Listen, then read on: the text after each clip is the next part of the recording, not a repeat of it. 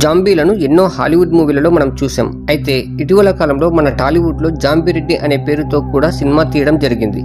ఇప్పటి వరకు సినిమాలకే పరిమితమైన జాంబీలు నిజమైన ప్రపంచంలోకి వస్తే ఏం జరుగుతుంది అనేది ఈ వీడియోలో పూర్తిగా తెలుసుకుందాం. గతంలో కేవలం చీమలలో చూసిన ఈ జాంబీ వైరస్ రీసెంట్ గా కెనడాలోని జింకలలో ఈ జాంబీ వైరస్ బయటపడినట్లు అక్కడి శాస్త్రవేత్తలు గమనించారు. కెనడాలోని జింకలలో నోటి నుండి నురగ రావడం, వాటి కళ్ళలోని లోపలి పొర మొత్తం తెల్లగా అవ్వడం, విపరీతంగా వాటి చర్మం మీద బాగా పుండ్లు, పెరాలసిస్ లాగా రావడాన్ని అక్కడి శాస్త్రవేత్తలు గమనించి పరిశోధనలు చేస్తే కెనడాలోని చాలా జింకలలో జాంబీ వైరస్ సోకి జాంబీలుగా మారడం నిర్ధారణ అయింది.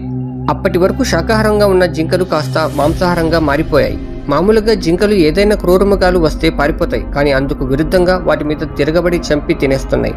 అంటే ఈ జాంబీ వైరస్ సోకిన జింకలు ఏ క్రూరమృగాలను చూసినా కూడా అసలు భయపడకుండా వాటి మీద దాడి చేస్తున్నాయి. ఇంకా మనుషులు కానీ వాటి కంటపడితే పరిస్థితి చాలా తీవ్రంగా ఉంటుంది కూడా.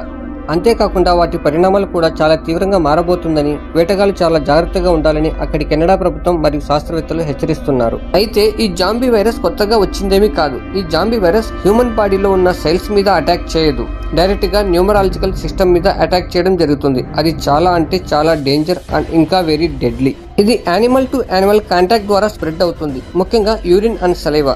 ఈ జాంబీ సోకిన జింకలు వేటగాళ్లు ఎవరైతే ఉన్నారో వాళ్ళు ఈ జింకలను తింటే ఈ వైరస్ మనుషులలో కూడా సోకే ఛాన్స్ ఉందని భయం కూడా ఉంది. ఎందుకంటే వాటి సిమ్టమ్స్ ఎలా ఉంటాయో మనకు తెలియదు కనుక.